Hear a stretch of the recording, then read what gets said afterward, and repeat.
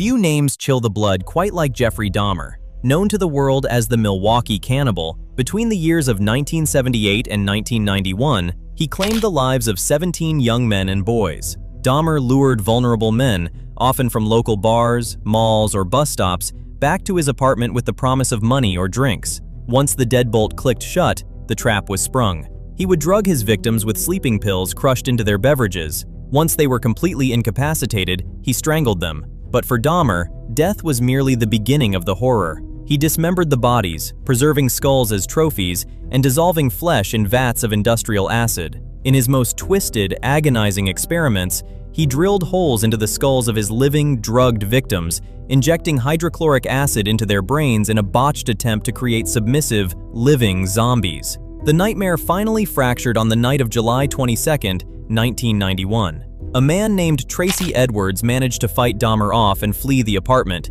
frantically flagging down a passing police cruiser with a handcuff still dangling from his left wrist. When officers investigated the apartment, they uncovered a literal house of horrors. Polaroids of dismembered bodies littered the drawers. A severed head rested in the refrigerator. Dahmer was arrested, tried, and handed 15 consecutive life sentences, totaling 957 years. But Dahmer wouldn't survive to see even a fraction of that sentence. His end would be as brutal and unforgiving as the terror he inflicted on others. On the morning of November 28, 1994, the 34-year-old serial killer was assigned to unsupervised cleaning duty in the prison gymnasium bathroom. With him were two other convicted murderers, Jesse Anderson and Christopher Scarver. Scarver, who was fiercely disgusted by Dahmer's crimes and his reported habit of taunting other inmates with food shaped like body parts, saw an opportunity. Slipping into the prison weight room, Scarver concealed a 20-inch metal bar. When the guards left the three men unattended, Scarver confronted Dahmer, demanding to know if the gruesome details of the newspaper clippings he'd read were true.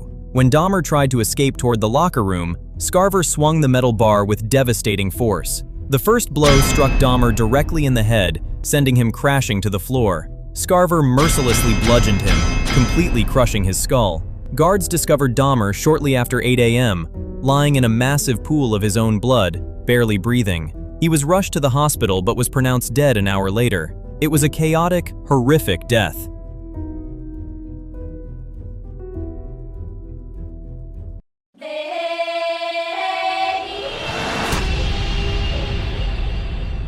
In the early 1970s, the Heights neighborhood of Houston, Texas, felt like the embodiment of the American dream. And at the center of it was a man who seemed to symbolize that dream, Dean Corll. To the local children, he was the Candy Man, the friendly owner of the Corll Candy Company who handed out free pralines and candy to the neighborhood boys. But behind the glass storefront and the polite smile lay a depravity so profound it would eventually redefine the limits of human evil. Dean Corll wasn't just a neighbor, he was the architect of what was, at the time, the most prolific serial murder case in American history. Corll's methodology was as systematic as it was sadistic. He didn't work alone. He recruited two local teenagers, Elmer Wayne Henley and David Brooks, to lure their own friends and peers to his home with the promise of parties, hitchhiking rides, or money. Once inside, the Candy Man shed his skin. He utilized a custom-built torture board, a piece of plywood equipped with 4 sets of handcuffs. Victims were stripped, restrained, and subjected to hours of unimaginable sexual assault and physical torture. Between 1970 and 1973, Corll utilized this horrific setup to claim the lives of at least 28 young men and boys. Most were strangled, others were shot with a .22 caliber pistol. For years, Corll operated with impunity, shielded by his nice guy persona and the complicity of his young associates. But on the morning of August 8, 1973, the predator finally became the prey. The night before, Elmer Wayne Henley had brought 2 more friends to Corll's house, 15-year-old Tim Curley and 18-year-old Rhonda Williams. Corll, fueled by paint fumes and a growing sense of instability, became enraged that a girl had been brought into his hunting grounds. He bound Henley, Curley, and Williams to his torture board. Corll turned to Henley, his loyal recruiter, and whispered a chilling ultimatum. He was going to kill them all, but he would let Henley live if he helped him have his way with the others first. Henley managed to convince Corll to untie him so he could assist in the murders. It was the last mistake Dean Corll would ever make.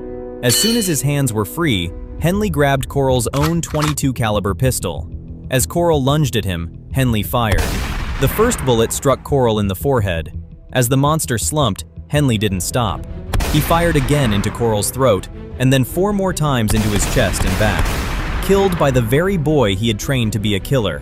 When police arrived, they found Corll's lifeless body sprawled in the hallway. The Candyman died like a pathetic dog.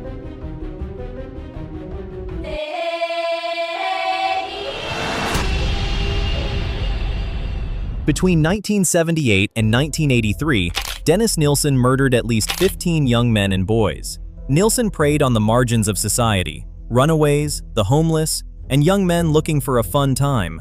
He would lure them back to his apartment with the promise of alcohol, food, and a warm place to crash. Nilson would strangle his victims, typically using a necktie or electrical cable. If the strangulation didn't finish the job, he dragged their unconscious bodies to the bathroom and drowned them in a bucket of water or the bathtub.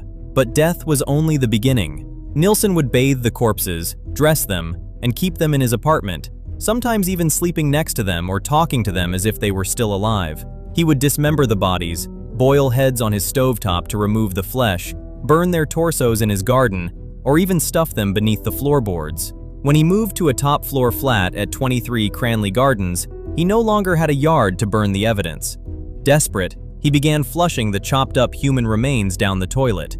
In February 1983, a horrific blockage occurred. A dyno rod plumbing technician was called to investigate the building's pipes and pulled up what looked like human flesh and bones from the drain. Knowing the police were coming, Nilson frantically tried to clear the pipes under the cover of darkness. He failed.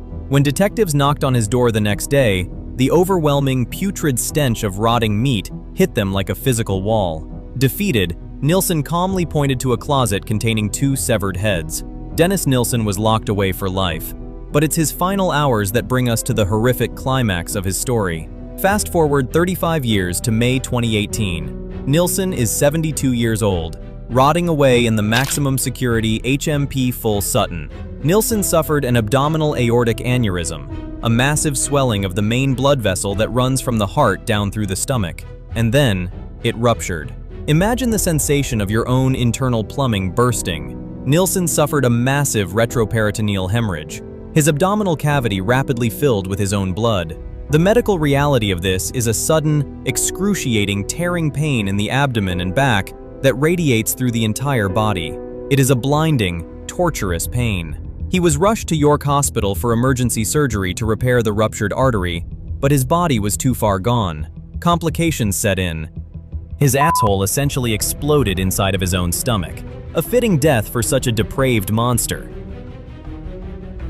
If you enjoyed the video or want a part 2, press the like button. If you didn't, go f*** yourself.